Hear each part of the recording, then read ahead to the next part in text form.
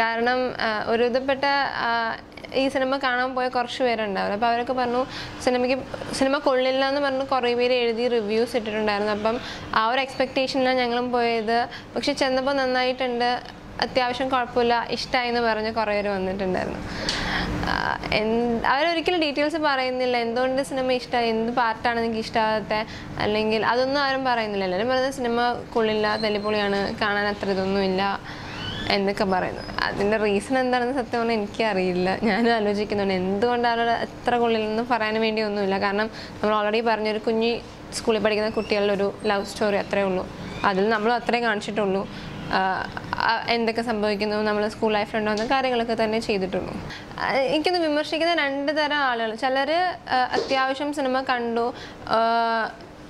മിക്ക സിനിമകളും വിലയിരുത്തുന്ന ഒരു ടൈപ്പ് ആളുകളുണ്ടായിരിക്കുമല്ലോ.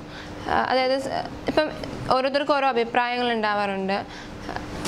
ചിലരുടെ റിവ്യൂസൊക്കെ ഞാൻ റിവ്യൂസും കാര്യങ്ങളൊക്കെ നോക്കുന്ന ഒരാളാണ്. അപ്പോൾ അതിനകത്തൊക്കെ ഡീറ്റെയിൽ ആയിട്ട് അവർ എഴുതിയിട്ടുണ്ട് എന്തൊക്കെ പാർട്ടായിരുന്നു ബെറ്റർ, ഏതൊക്കെ പാർട്ടിലായിരുന്നു മൂവി ഡൗൺ ആയതെന്നൊക്കെ പറഞ്ഞു. പക്ഷെ കുറേ പേര് മനഃപൂർവ്വം ചെയ്യുന്നതായിട്ട് തോന്നിയവരുടെ ഉണ്ട്. അപ്പം അങ്ങനെ ചെയ്യാണ്ടിരിക്കുക. കാരണം ഇതിലാരും അത്ര എക്സ്പീരിയൻസ്ഡ് അല്ല. ഒന്നാമത്തെ കാര്യം, എല്ലാവരും സിനിമ ആദ്യമായിട്ട് വരുന്നവരാണ്, ഒരുപാട് സ്വപ്നങ്ങളും പ്രതീക്ഷയായിട്ട് വരുന്നവരാണ്. ഇതിലും ഒന്നുമില്ലാത്ത സിനിമകൾ പോലും ഒരുപക്ഷെ കുറേ ആളുകൾക്ക് ഇഷ്ടപ്പെട്ടിട്ടുണ്ട്. ഈവൻ ഇതിലെ പാട്ടുകൾ വെച്ച് കുറേ പേര് കമ്പയർ ചെയ്യുമ്പോഴും ഇതിലും ഒന്നും ഇല്ലാത്ത പാട്ടുകൾ പോലും ആളുകൾ സൂപ്പർ എന്ന് പറഞ്ഞിട്ടുള്ളൊരു ടൈം ഉണ്ടായിരുന്നു. അപ്പോൾ ഉള്ളിൽ എന്തൊക്കെയോ വൈരാഗ്യം വെച്ചിട്ട് അവർ പെരുമാറുന്നതൊക്കെ ചില സമയത്ത് എനിക്ക് തോന്നിയിട്ടുണ്ട്. അങ്ങനെ ചെയ്യാണ്ടിരിക്കുക. കാരണം ഇത് ഒരാളുടെ സിനിമയോ ഒരാളെ മാത്രം ഫോക്കസ് ചെയ്യുന്നില്ല, ഇതിൽ ഒരുപാട് പേരുണ്ട്, ഒരുപാട് പേരുടെ കഷ്ടപ്പാടും പ്രതീക്ഷയും ഒക്കെ ഉണ്ട്. അതൊന്ന് ജസ്റ്റ് കാണുക എന്നേ ഉള്ളൂ.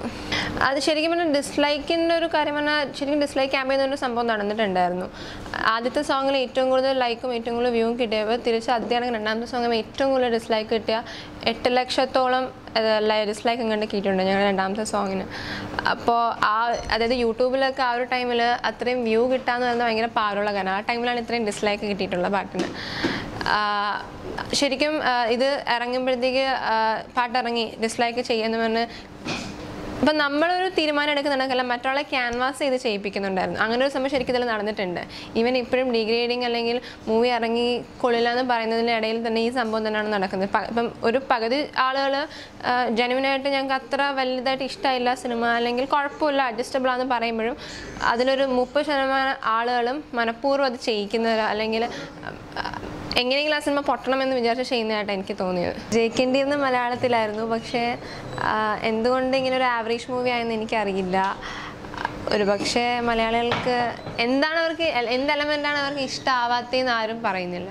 അല്ല, മിക്കവരും പറയുന്നത് എനിക്ക് ഇഷ്ടമായില്ല, എന്ത് സംഭവമാണ് നിങ്ങൾക്ക് ഇഷ്ടമാവാത്തതെന്ന് പറയുന്നത് ഒരുപക്ഷെ നമുക്കത് നെക്സ്റ്റ് ടൈം അല്ലെങ്കിൽ അത് നന്നാക്കാൻ പറ്റുക. ഇവരൊരു റീസണും ഇല്ലാതെയാണ് പറയുന്നത് ഇഷ്ടമില്ല. കുറച്ച് പേരൊക്കെ പറയാറുണ്ട് എന്താണ് റീസൺ എന്ന്. അത് നമുക്ക് അക്സെപ്റ്റ് ചെയ്യാൻ പറ്റുന്നതായിരിക്കും. ചിലർ പറയും നമുക്കൊന്നും എന്തുകൊണ്ട് അവരതിൻ്റെ പിന്നിൽ അങ്ങനെ പറയുന്നു എന്ന് ഒരു ഐഡിയ ഇല്ലാതെ വെറുതെ പറയുന്നത് കണക്ക് തോന്നാറുണ്ട് ചില സ്ഥലങ്ങളിലൊക്കെ.